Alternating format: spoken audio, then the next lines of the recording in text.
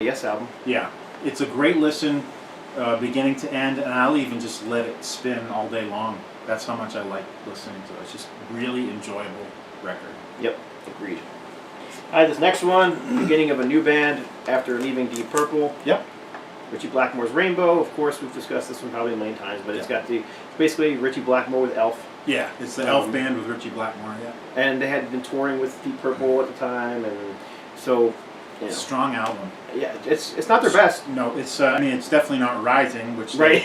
Their next album, but is great. It's pretty damn strong. I mean, it's got Man on the Silver Mountain on it. Huge. I mean, it's still played on FM radio. Yep, it's got Catch the Rainbow, which is a great one of those longer tracks that they would start to develop more. What else is on here? 16th Century Green Sleeves, which is the remake of that medieval.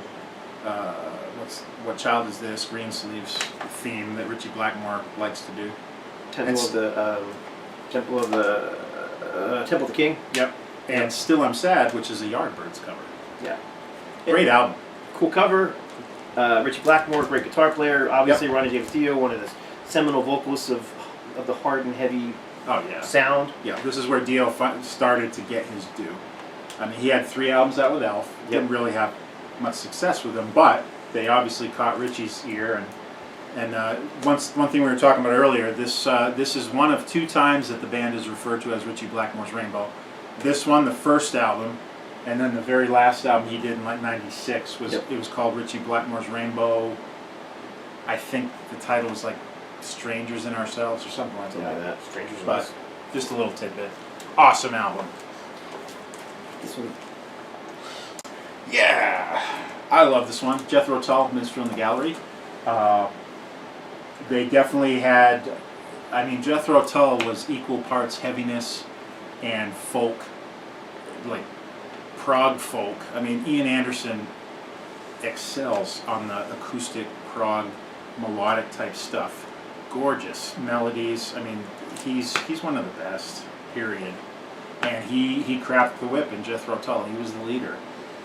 This one has got one of their most notable tracks, named the title track, Minstrel in the Gallery, which, Minstrel in the Gallery, did I say that right? It sounded funny. It's got this kind of intro that kind of builds up into this heavy bit, and it just, they just start rocking it out halfway through to the end. Love that track. My other favorite song on here is One White Duck / 0 to the power of 10 equals nothing at all. It's a heartbreaking acoustic number that, if you listen to the words, it's got to do with loss and loss of love and just the musing on it afterwards. I never do that. I never muse on my lost loves. I can't stop thinking of that. And obviously, they're one of the greatest heavy metal bands of all time. They got a Grammy in '89. They're even heavier than Metallica. Yeah. Personally, I will take Jethro Tull over Metallica, but I wouldn't call them heavy metal. But no, by any stretch of the imagination. No. Nope. Another great cut on here is Cold Winter Valhalla. Another great song. It's cool. Cool medieval type drawing on the front. The minstrel standing in the balcony of the gallery on the back. It's a classic Jethro Tull title. If you like him at all, you'll dig this one a lot. This was an easy no-brainer. I'm sure most people are going to wonder why it's not even in the top 10. These are funny albums for me. Dressed to Kill. I actually do love this album, and I play it a lot. It was their first big hit. Was on this one, Rock and Roll All Night. But it wasn't actually the version from this that became the big hit. It was the live one, right? Or was it this? I think it was a double. I think it had the studio on one side and the live on the other. The live one's the first one I ever heard. Me too. And I remember my folks had one of those old K-Tel or something Ronco albums that had the studio version on it long before I had this. And that's when I heard the studio version of Rock and Roll All Night. I'm like, oh, this is weird. And that's when I didn't have these albums till later. Alive was my first. So that's how I got introduced to Kiss. To me, these first 3 albums, the production's lacking horribly. Yeah, but I like it. I really like this album. Actually, Of the first three, actually, Hotter Than Hell is my favorite. Just because Hotter Than it's Hell, got such definitely. great deep It does. cuts on it. The deep cuts. I mean, Strange Ways is one of their greatest songs Mainline. of all time. Mainline. Yep. The title track. Going Blind. Yes. That's an all-time great. And But- these are cool albums, and they definitely they spoke of what was going on at the time. It's that kind of style. But there's a lot of great songs in there too. So you've got, of course, Room Service, baby. Love that one. Room Service. Is this one got two-timer? Ladies on in it? Waiting, Two-timer. Getaway, which was a freely cut. Yeah, that was one of the first. No, that's not true. Ace had songs on Cold all Gin. three of these, but he didn't sing any of them. Nope. Usually it was Peter that sang Ace's songs. Come On and Love Me. That's a pretty That's heavy a great song. tune. Great riff. And Love Her All I Can's on here too, and that's Which is a great groove on that That's song. a great one. That was actually a Wicked Lester song that they pretty much took verbatim. They just it's the same friggin' song. It's really not all that different. And of course, She is on here too, isn't it? I thought so. Yeah, She's on here. I just can't see it because it's such a short title. There it is. Yeah, and that was another Wicked Lester Right, song. but that one's much heavier than the. And that's one of original. my favorite all-time Kiss tunes. That's a great I song. love She. That was a Paul and Gene together cut, as I recall. Actually, it was Did it say on Gene there? and Steve Cornell. Oh, really? He was one of their guest writers. Did a lot of stuff early. He was still with them. Him and Sean Penridge did a bunch of co-writes with these guys in the beginning. And I love Gene's suit in the front cover. Yeah, he's got the clogs on, kind of like the Brian May thing. He's got the clogs on, and then he's got they're basically floods he's wearing because Yeah. the pants are too short for him. But it's a classic shot. I mean, I've seen bands recreate this, tip of the hat. Mm-hmm. And the thing I always thought was funny, if you look at him, Ace is the total street punk. He's got his foot up on the lamppost. Or lamppost, whatever it is, yeah. And Paul, even though he's taller than Peter, he's on his tiptoes. It's kind of a funny shot. And this is back when Gene was just totally mugging for the camera all the time. So it's a classic album. Yep. It really is. Every way, yep, right down to the cover. Those first three, they just go together, And that when they released them as the originals, that's when I got it and kind of started getting into it. I'm just gonna preview. Say something previous showing this one and saying, no, we don't think this is a heavy metal band. Well, this isn't. It's This is hard and 1975. So what was hard and heavy in 1975 is not the same thing as what would be hard and heavy in 1985. But considering where they came from, it's pretty damn heavy. Leonard Skinner, nothing fancy. Yep. I love this album. This is the debut of Artemis Pyle on drums. Yep. Who is still alive today, but Yep. for whatever reason doesn't play with the band. Him and Gary Rossington are the only two left, really, from the originals, I think, except maybe one or two of the background singers. And this is one of those deeper cut albums. You're not going to find the hits on here. It's also got one of their biggest hits of all time, Saturday Night Special. Yep. And a cool story about that is I read Artemis Pyle said he had just come from burying his father to these recording sessions, and when he was doing the drum bits for Saturday Night Special, he was basically like in tears while he was doing it. And it's a pretty intense drum bit. I mean, it's like rolling all over the place and doing these paradiddles on the snare. And I love this album. I think it's got some great. The deep tracks are awesome on it. It's also the last album, I believe, that Ed King appeared on, who was the third guitar player to be replaced. They did one album without a third guitar player, and then Steve Gaines came on the album after that. Right. So this was Ed King's last, and for some reason he felt he had to leave. We just lost Ed King last year. Whiskey Rock and Rollers on here, Railroad Songs on here, On the Hunt, Cheatin' Woman. On the Hunt, that's one of their heavier tunes. Yep. Love that song. People have covered it. The Obsessed covered it. Did a great version of it. Cheatin' Woman is another great one. Just Railroad Song is a great one. It's just a solid album front to back, and it's not full of the songs you've heard a million times on the radio. It's a strong album, kind of like Power Age by AC/DC. Right. Full of great songs, but not really hits. Yep. And this is the same way. I put it in the same. What's another? Am I Losing is another favorite. And we were talking about this before while we were getting these radios. This should have been the front cover. Yeah, back cover is way better than the front. I'm and sure the front should have been the back. And I'm sure that's the way it is because you've got the middle finger here, the middle finger salute, and that's my. That's probably what it was. Yep. That's probably what prevented it from being the front. Friggin' Billy Powell, too funny. Great The shot. funny thing is, a few years later, he ended up in a Christian band. With Leon Wilkeson? Yep. Yep. Both of them? Vision, right? And I never heard them. You Vision. told me about it. I've never heard them. Not Southern rock, more of a AOR hard rock thing, straightforward. Which is what happened a lot of times when bands like that went Christian. This next one is a heavy album. This is this one I would definitely consider 70s heavy metal.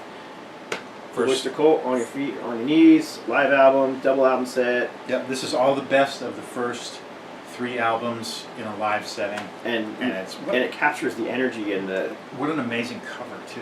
Yeah, what a cool cover that is. It's kind of like it always reminded me of Black Sabbath's first cover. It's just something ominous about it. Yep, it's got the blue metal logo going on up top, and it's got this kind of church with a black limousine in the front, and that ever-present Kronos cross symbol that nobody knew what the hell it meant, but it appeared everywhere, and it worked for them because it had enough mystery to it, and made churches go crazy. Oh yeah, it made people afraid because they had no clue what it was, and it's actually. What I've since understood is it's the symbol for the planet Saturn, and it's also called the Kronos cross, and it's got some kind of a attachment to alchemy or something like that. I don't know. It looks cool to me though. And the backside even, it's like this guy with black leather gloves is opening up what looks like a hymnal or a Bible or something. There was just something about 70s live albums though. In 70s studio albums, like we just showed that Kiss album, this didn't quite. Yeah, it does. Didn't quite capture the band's sound in the studio. Nope. We always get tamer. But this one was one of those. Right, and the live album somehow captured the band's sound better. And the gatefold's so cool. They did this thing on stage where they called it 5 guitars, and all the members would have guitars in their hands. And on this one, it's got obviously like an artistic version of it. But if you look in the audience, it's got all these hooded people sitting in the audience, and it looks like the druid type people they had on the cover of Fire Unknown Origin. It's like, oh, that's the Blue Oyster Cult right there. And then of course Spinal Tap had to do their thing with the basses, with all the whole band playing basses, and they had the druids, which is probably a tip of the hat to that. Oh yeah, there was a ton of that kind of stuff. Tip of the hats to Aerosmith and Blue Oyster Cult. Oh yeah, all those bands in there, and not always flattering tips of the hats. No, because it was funny. Come on. All right. I know that seeing the Spinal Tap movie actually kind of pushed Steven Tyler to start cleaning up his act because he said it hit too close to home. Yeah. And especially the fact that they had that song called Stonehenge, and the album that Aerosmith had just put out had a representation of like a Stonehenge, and he was like, it was too close to home, man. I knew I had to get my shit together. Yeah, I remember that story too. He's like, funny. I didn't find it funny at all. The rest of us are laughing our asses. I played with a guitarist. First time he'd ever saw it, I watched it with him. He didn't get it at all. Problem was, he might as well have been Nigel and David St. Hubbins all rolled into one. So many of the jokes were about him, but he could not see it, and so he thought it wasn't funny. I was like, dude, you should have been in Spinal Tap. All right, next up, this is another one that didn't name any names. Did you notice? No, you didn't. I didn't say who it was. This is Deep Purple, Come Taste the Band, Mach 4 era, Mach 3 era, more 4 era. 4. This is Tommy Bolin on guitar. Bolin, yep. This is the Mach 3 minus basically Richie Blackmore. Right. To me, this is the last. No, well, Perfect Strangers was a great one. Perfect Strangers was a great comeback album. As far as this being a real major change of personnel, this is a great album. Yes. And they got an awesome guitar player in there. Tommy Bolin was a great player. Right. Very different, though, from Richie Blackmore. Yep. Blackmore came from he was a blues player, too, but he also had that classical feel. Yeah, totally. Whereas, I don't know, this one has more of a bluesy vibe to it. Yeah, and I think Tommy Bolin could get jazzy in places, too. Yep, I agree. This probably was even, it would appeal to fans of Whitesnake probably, too. Yep. Especially the earlier stuff. Exactly. I thought this was a great album. My favorite cut immediately was Love Child, because it's got that great riff. A lot of the other stuff is it's a bit more mellow with heavier guitar in it, but I think it's a solid album. And I think I got to listen to it when I was still young enough and I wasn't so jaded that I was able to give it a chance without being totally influenced by all the other stuff, because I wasn't as familiar with it. Right. So this is one of the early ones I actually got. I think it's great. I think it's a great band. Yep, great album. A great album. Weird cover. would have been hard. I'm sure this was really hard to do back in the 70s, because this is well before any sort of computer thing. Yeah, that's all like done by hand. Yeah, interesting. And then the back cover, it's dragged. It's got the lady lipstick on here. But it is pretty similar to something like Burn, where it had all their faces in the candles and all that stuff. But it's good stuff for sure. I don't think there's anything wrong with this album. Great players. Especially if you're a Tommy Bolin fan overall. Yep. It's a great album for him. And it's kind of a mature album. Yeah, it's definitely different. It's hard to explain because it is. It's still Deep Purple. It's still got that 70s heavy vibe to it, but it's just different from what you would think of when it comes to Deep Purple. It's unique in the Purple catalog, for sure. There's nothing else like this. Yep. All right, I don't know what number we're on, but I love this album. All right, so this was Electric Light Orchestra's breakthrough album, I think, as far as like giving them their first hits, which would have been Evil Woman and Strange Magic. And the funny thing about this one is there's a song on here called Fire on High. It's the opener. You used to hear it on classic rock radio all the time in the 70s and 80s. I never could figure out who the hell it was. It's a great song, and we used to hear it on this ride at this this kind of carnival fair place we used to go to. It was a ride called The Scrambler, and they would play Fire on High. It also was used as the theme of Wide World of Sports on Saturdays, like on ABC. Yep. So heard it for years, could not figure out who the hell it was. I knew who Electric Light Orchestra was, but this was never on their greatest hits. Couldn't find the damn thing till I finally discovered this album. I'm like, there it is. And it's still not something that appears on their greatest hits, but it's one of their best known and well-loved songs, but nobody knew it was ELO. Right. And it's definitely not the ELO that were the major hit makers, like with when Out of the Blue came out, and they had all that massive, that much more refined, orchestrated sound with the Jeff Lynne songwriting and harmonies, and all the layering of instruments. Which they would just get kind of cheesier as that went on. But man, for a while they had it. But this is one of their heavier ones, I think. It's still got that initial sound where they were trying to mix the string instruments with rock and roll. And on this one, I think they did a real good job of it. I think this is a killer album. If you want to hear the roots of ELO, I would go with this. We've still got Bev Bevan on drums here, who was one of the original members, along with Jeff Lynne. Bev Bevan went on to play with Black Sabbath for a while. Ian Gillan. Yep. Good album. Face the Tour. Music, ELO. One of the earliest shows I went to. Yep. This one's all you. Humble Pie. Probably the last classic Humble Pie album right here.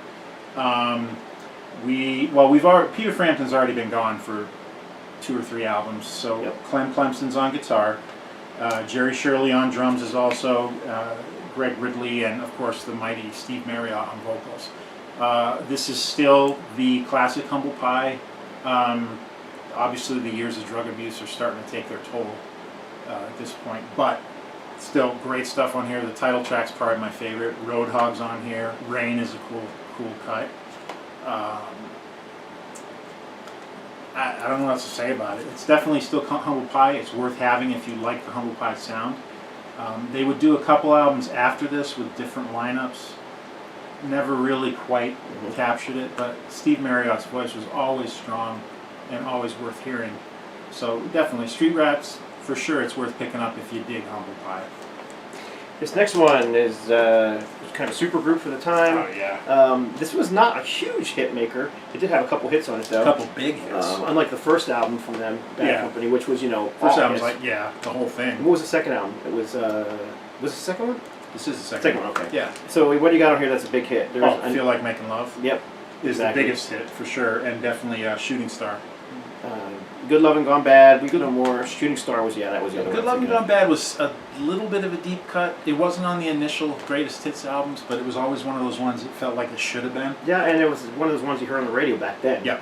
Bad Company were just one of those bands you didn't go to a party without hearing. No, no, and they're up there with one of some of the most overplayed stuff on classic rock radio. Yep. But the cool thing about the opening cut, Good Lovin' Gone Bad, is Paul Rodgers' vocal style in it.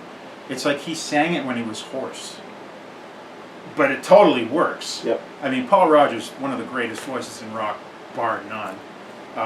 But it was rock and roll. It you know was, what I mean? and the way he sang it, he sang it. It's almost like he did 50 takes and just wrecked his voice, or he was sick, and he just sang it, and it works. It totally works. It was like he had Phoebe's sexy voice. Yes. From Friends. That's funny. Sounds like you could do sexy and damn thing. Yep. And Diamond Head did a cover of that tune later on, and it was only then that I really realized what a massive influence Bad Company was on them. At least Paul Rodgers was on Sean Harris. Yeah. I never put them together, but if you listen to those two side by side, you can tell Sean Harris learned his chops from Paul. And that's the last one in this. So now we're down. We're up to our top 10. We're up to our top 10 now. All right. So let's go on. Let's That go rank that. Yeah, some of these were a little out of order. I would have put Nazareth here before I would have put Bad Company. Yeah. Doesn't they're all matter. they're all in the top. They're all in our top 20. That's kind of how we got solid eventually. Yeah. All right. All right. So we are at our top 10. Top 10. Are we gonna just barrel through? Barrel through. Ready? All right, man. Here we go. You guys still with us? 10. All right. Number 10. Probably more my influence on this one getting in the top 10 than anybody else's, but it's a great one. I love this album. I've loved it Recycled. since I bought it. It has an 8-track back when I was a kid. Got it in a 5 and dime You turned me store. on to this one. I heard of them. I heard of them through Iron Maiden. Yep. You're the one who gave me this album, though, and I finally heard it. I remember we were just hanging out. We were driving around, and you said, "Hey, let's check this out." And I loved it. Fell in love with it. It's friggin' awesome. It's a Great. very early industrial sound. Nobody was doing industrial in the 70s, No. but it has that industrial feel, so it's proto-industrial kind of thing. But it's full on prog. But too. it's full on prog, and a lot of Nectar fans don't like this album. It's not in the top favorite albums. I don't understand why. It's always been one of my favorites. It's one of the very best. unique. They don't sound like anybody else, and they were a unique And band the- anyhow and the- because they were kind of a German/English band. They were kind of from Germany, but they moved to England, Yeah. and they had some English members, so it was. And definitely influence on Iron Maiden, like I said. They had some really neat prog influences. They did a cover of King of Twilight, Yep. which was on the album prior to this, Tab in the Ocean, or 2 albums prior, I can't remember. This one, artwork, Phenomenal. it's so friggin', it's psychedelic, but it's also like horrific in some ways too. It's got this weird, I don't know if Totally- it's a male or a female. it's a headless, like all buffed up, some kind of golden god with breasts, but it's got a skeleton leg, and it's so... It's wrestling a cobra. It's so friggin' bizarre, and the whole it's a gatefold, so it's just like Yeah. it's like King Crimson in the Court of the Crimson King. It's just this completely bizarre. Then it's got the in the inside's got the mascot, the Nectar mascot on the inside. Right there. Open Where? up the gatefold. There he is. Is that the same guy? It's a different guy, but it's Well, and what the hell is that? He's part Indian. He's part corpse. He's part bug. He's like he's got an ear spear. he's got an eyeball or something, or a cantaloupe in his hand. I think it's an apple, but anyhow. And he's got a torso of a human skeleton at the bottom of his weapon. He's got a like a cricket or a locust foot. It's like, wow. Talk about recycled. Right. Yeah. I like I said though, this is a very unique album for them. Very. And in general, I think I mean, the back cover could have easily been the front cover the too. back cover is amazing. And there's 2 different versions, 2 different mixes on this. Yep. There is the U.S. mix, which I believe is the one you have. This one's on Passport That's the U.S. version, and this one is, I think, I always mix them up. because Priest was on Passport, so I was going to be inclined to say that was the British one. Is that the one with the poster? Basilis. Bacillus. That's the German one, or the U. Okay. So yeah. Oh, so, maybe it's UK and Germany. No, it's UK and US. Is it? Okay. Yeah. But then anyhow, there's 2 different mixes. The US mix is the one I heard first, the one I was used to hearing, so it's the one I tend to like better. But Right. in all honesty, most people tend to like the European version better. That's just me, and I'm It sure all it's- depends on what you heard first. Yeah, really. that's what I heard first, really. And like I said, I bought it as an 8-track in a 5 and dime store. There is another version of the cover that has the corners rounded where you can see. I believe I've and this seen one, it. actually, this particular one here isn't even a gatefold. This is the European pressing. Oh, it's got the poster. Okay. instead. So you got a. So you got it's an even different The back has got a bit of a different color take on the print, Yes, but it's very, very bizarre. and then it's got the same Same lyric gatefold. sheet. Well, yeah. Anyhow, I love Great that album. album. So In fact, It had to be in my top I want to 10. hear this now. I haven't listened to it in a while. it is a good album. Do And some repair on that cover. that's we just popped. Yeah, that's a great one. If you've never heard Nectar, definitely a decent one to start with, or maybe Tab in the Ocean is also a great one. Yeah. Next up, What's next? number 9. Easily could have been in the top. Yeah, Five. easily. UFO, Force Force It. It. This is, it's more deeper cuts for sure, but a lot of people would say this is their favorite. It's their second one with Michael Schenker. They got away from the space rock completely on this They one. did. There was still elements of it on Phenomena, the first one, Right. or the This one was before this this. was full on This first is- wave of British heavy metal sound. I mean, that's what this was. Yeah, and we're gonna, let's see, the well-known tunes, probably Let It Roll, Shoot Shoot, Mother Mary. Out in the Street. This Kid's, it's all very Schenker-fied riffs.